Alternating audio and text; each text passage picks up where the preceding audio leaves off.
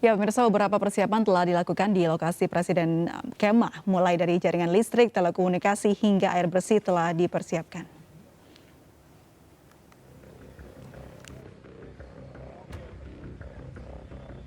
Beginilah kondisi lokasi yang akan dijadikan tempat berkemah Presiden Joko Widodo yang direncanakan digelar 13 sampai 14 Maret. Jaringan listrik, telekomunikasi, hingga air bersih juga telah dikebut pengerjaannya.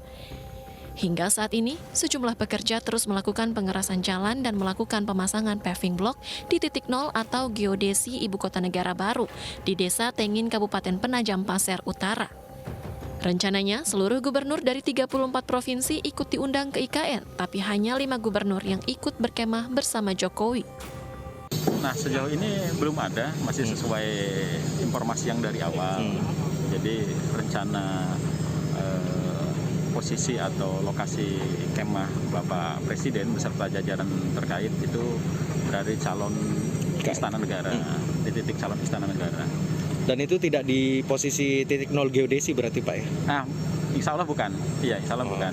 Karena sepertinya Bapak Presiden menginginkan situasi atau suasana alam yang memang masih terjaga aslinya. Kami belum mendapatkan informasi fix-nya tanggal berapa, tapi sejauh ini yang kami terima itu insya Allah beliau mulai tanggal 13. Mulai iya. estimasi dari tanggal 13 sampai tanggal 15. Ya, oke. Di lokasi kemah nantinya dilangsungkan prosesi ritual adat yakni pengisian kendi Nusantara di lokasi IKN. Gubernur yang hadir dalam acara diharuskan membawa tanah dan air dari daerah masing-masing. Sementara di lokasi Ibu Kota Negara baru, hingga saat ini informasi yang diterima baru ada pengerjaan jalur untuk suplai logistik pembangunan IKN. Dari Penajam Pasir Utara, Kalimantan Timur, Mukmin Aziz, iNews melaporkan. Ya, kita lanjutkan lagi dialog kita pemirsa bersama Mas Nirwono Yoga, pakar tata ruang kota.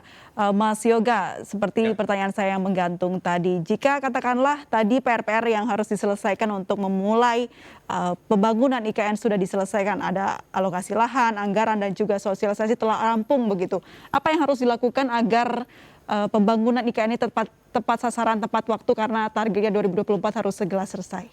Ya. Kalau dari awal rencananya terbagi menjadi 5 periode ya, khususnya periode yang pertama tentu 2022, 2024, 2025, 2030, kemudian 2030, 2035, 2035, 2040, dan nanti di 2040, 2045. Nah, untuk yang sekarang tugasnya tentu fokus di 2022, 2024 dahulu ya. Dengan catatan yaitu tanggal 17 Agustus 2024 Pak Presiden Joko Widodo ingin upacara Agustusan di sana. Nah ini tentu kalau dari patokan yang kemarin sudah disampaikan, maka minimal infrastruktur dasar kotanya harus dikejar dulu Mbak Aprilia. Apa itu?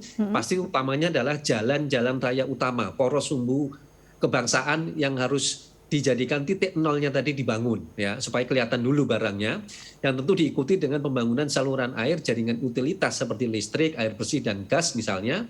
Dan intinya titik dulu Istana Presiden atau Istana Negara ya, sebelum Istana Wakil Presiden ataupun gedung-gedung yang lain, tapi paling tidak minimal 1 gedung Istana Negara sudah terbangun, dan kemungkinan besar adalah rumah susun terutama untuk ASN 4 kementerian, yaitu Kementerian Sekretariat Negara, Pertahanan Negara, kemudian dalam negeri dan luar negeri, serta sebagian dari TNI dan Polri, ya, rumah susun hunian vertikal yang kemungkinan besar akan bangun. Nah, ini target minimal di 2024 yang harus dibangun, sehingga pada waktu serah terima nanti ke penerus presiden berikutnya, Pak Jokowi sudah bisa menunjukkan paling tidak usaha atau awal dari pembangunan IKN tadi, Mbak. Baik, diharapkannya 5 periode bisa estafet begitu ya, Mas Yoga, untuk bisa melanjutkan pembangunan IKN ini. Ya, Mas Yoga, kalau bicara soal tata ruang yang tadi disampaikan oleh Mas Yoga harus dibenahi begitu ya, pondasi awalnya agar diteruskannya dengan track yang baik dan benar. Tapi kita juga harus pikirkan Mas Yoga bagaimana keberlangsungan kehidupan masyarakat di sekitar IKN. Kita jangan sampai melihat IKN yang begitu maju namun di sekelilingnya masyarakatnya jauh timpang begitu. Apakah ini juga menjadi pembicaraan? Betul, jadi ada 3 PR ya. Yang pertama, kepala dan wakil kepala otorita IKN diberi tugas untuk membangun kelembagaan yang solid untuk internal dan eksternal. Internalnya tentu adalah yang tadi badan otorita harus segera dibentuk dengan struktur-strukturnya termasuk deputi-deputi, di mana salah satu pesannya adalah deputi berasal dari putra daerah misalnya. Ya. Bahkan beberapa posisi khusus nanti melibatkan banyak dari peserta daerah. Nah, masyarakat daerah kan harus jelas apakah hanya di Kaltim atau di seluruh provinsi Kalimantan misalnya. Ya, entah itu dari Kalimantan Barat misalnya, Kalimantan Selatan, Kalimantan Utara atau Kalimantan Tengah yang harusnya juga merasakan dampak positif dari pembangunan IKN. Itu yang satu. Kemudian kedua, PR keduanya yaitu menjalin komunikasi yang aktif dan inklusif kepada, selain pada pemerintah daerah, kepada pemuka masyarakat adat, Mbak Aprilia. Karena untuk mengetahui proses sosial budaya, ya, yaitu bagaimana masyarakat adat, masyarakat lokal misalnya, maupun masyarakat pendatang yang ada di sekitar IKN, memahami secara penuh tujuan dari pembangunan IKN. Harus diakui sampai dengan sekarang itu masih banyak warga yang belum atau kurang setuju terhadap pembangunan IKN, Mbak. Nah, ini kan salah satu PR yang harusnya juga menjadi tujuan dari badan otorita melakukan sosialisasi, ya, yaitu tadi latar belakang dan sebagainya, penganggarannya bagaimana, manfaatnya dan bagaimana. Dan ketiga yang tidak kalah penting yaitu ke depan rencana pembangunan IKN ini akan menyerap tenaga lokal dalam bentuk apa? Karena di situ perlu ada umpamanya pendidikan, pelatihan, keterampilan, ya. Apalagi situ kan konsepnya adalah Smart Forest City. Tentu keterlibatan masyarakat lokal, masyarakat adat terhadap teknologi misalnya, atau digitalisasi yang kemarin diusung oleh Pak Jokowi juga dapat terwujud sejak awal. Bagaimana membangun kota yang cerdas, ya otomatis membutuhkan masyarakat yang cerdas dari awal. Nah, ini kan juga PR sebenarnya, bukan hal yang mudah. Dan bertahap akan diselesaikan satu persatu begitu ya Mas Yoga. Ya, betul. Mas Yoga Makanya terakhir lima tahapan tadi yang 5 harus tahapan tadi. dilakukan. Mas Yoga terakhir, apa ini poin-poin yang harus digarisbawahi oleh pemerintah dalam menyiapkan nanti ini pembangunan untuk IKN? Ya, dari semua yang sudah disampaikan ada 3 poin sebenarnya Mbak Berla yang harusnya dituntaskan karena ini akan menentukan jalan atau tidaknya. Ya, satu tadi. Yang pertama adalah payung hukum, ya, karena minimal ada 9 aturan hukum turunan dari Undang-Undang IKN yang harus diselesaikan dalam waktu secepat-cepatnya supaya badan otorita tadi dapat bekerja dengan tenang. Satu, ya, tanpa itu rasanya semua akan menunggu, ya. Kedua, pastikan dulu alokasi lahannya yang clear and clean, dan yang ketiga tentu pastikan alokasi anggaran, ya. Jadi alokasi lahan, sekarang alokasi anggaran. Nah, 3 hal ini yang akan menentukan, yang akan kita lihat dalam waktu dekat, apakah ada pergerakan pembangunan infrastruktur dasar kota IKN atau tidak, atau muluk-muluknya nanti di 2024 sudah kelihatan barangnya atau tidak, Mbak Brila. Kalau ini tidak terwujud, tentu nanti akan menjadi penentuan apakah di pasca 2024 pembangunan IKN berlanjut atau tidak. Nah, itu PR-nya. Baik, sangat disayangkan sekali kalau proyek sebesar ini berhenti di tengah jalan, begitu ya, Mas Yoga. Makanya di 2022-2024 masa yang paling krusial, Mbak Brilia. Masa yang paling krusial untuk menentukan ya. Iya, betul. Baik, terima kasih banyak Mas Nirwono Yoga, pengamat tata kota sudah bergabung dan berbincang bersama kami. Selamat sore, salam sehat selalu Mas Yoga. Terima kasih, semoga bermanfaat, salam sehat selalu. Baik pemirsa, kita ke informasi lain. Kebocoran pipa di gas di Geodipa Energi Dieng, Banjarnegara, Jawa Tengah tidak mempengaruhi jumlah kunjungan wisatawan ke Dieng. Baik wisatawan dan warga sekitar tetap melakukan aktivitas seperti biasa.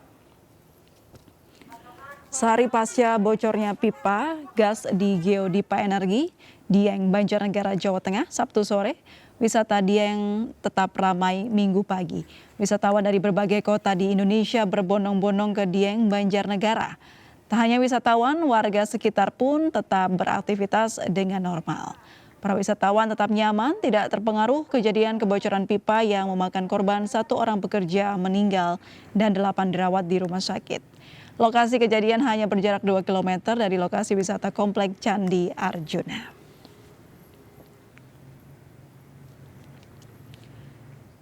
Pemirsa, 1 orang pekerja tewas dan 8 orang lainnya mengalami keracunan akibat terhirup gas beracun di lokasi sumur gas untuk pembangkit listrik tenaga panas bumi di kawasan Dieng, Banjarnegara, Jawa Tengah, Sabtu sore. 8 orang pekerja yang mengalami keracunan gas saat ini masih dirawat di rumah sakit. Dalam rekaman video amatir, asap pekat gas H2S muncul dari pipa pengeboran sumur untuk pembangkit listrik tenaga panas bumi PT Geodipa Energi Unit Dieng yang berada di Desa Karangtengah, Batur, Banjarnegara, Jawa Tengah. Insiden kebocoran gas terjadi saat sejumlah pekerja melakukan pembersihan pipa di sumur PAD 28. Akibatnya sejumlah pekerja mengalami keracunan setelah terhirup gas H2S. Satu pekerja atas nama Lili meninggal dunia dalam insiden ini. Sementara 8 orang mengalami sesak nafas, muntah, dan kepala pusing. Dilarikan ke Puskesmas Kejajar Wonosobo dan dirujuk ke RSUD Wonosobo. Jadi kebocoran di PET 28 itu di Desa Karangtengah, Kepulauan, yang mengakibatkan sekitar 15 orang pekerja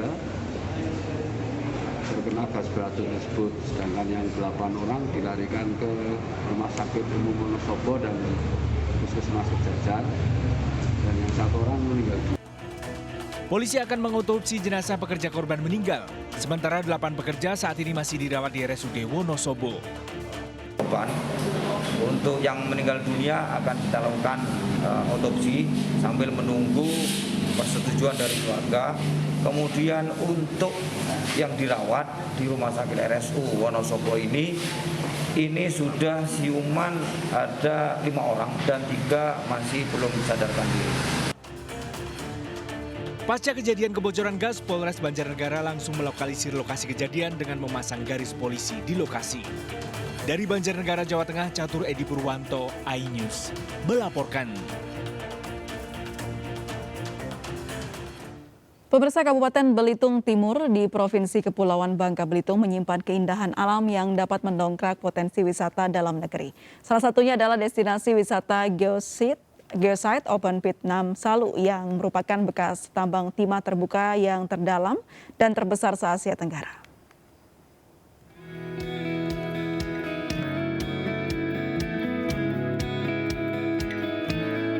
Tambang timah yang beroperasi di Desa Senyubok, Kecamatan Kelapa Kampit, Kabupaten Belitung Timur sejak tahun 1980 hingga 1993 ini telah beralih fungsi menjadi salah satu destinasi wisata andalan di Provinsi Kepulauan Bangka Belitung. Beralih nama menjadi Geosite Open Pit 6 Salu, lokasi ini kini menjadi destinasi wisata geologi yang bisa menjadi alternatif wisata saat perhelatan Akbar KTT G20. Kita lihat wisata berbasis sejarah ini menjadikan kawasan Geopark Belitung ini ditetapkan menjadi UNESCO Global Geopark pada sidang ke-211 Dewan Eksekutif UNESCO tahun 2021. Alhamdulillah. Usai mengunjungi Geosite Open Pit 6 Salu, Menparekraf Sandiaga Salahuddin Uno meresmikan Georesto Rimba Alam Bahagia di Kabupaten Belitung. Rumah makan ini memiliki konsep wisata kuliner vegetarian pertama di Indonesia yang sejalan dengan program Kemenparekraf, yakni Indonesia Spice Up the World dan Wellness Tourism.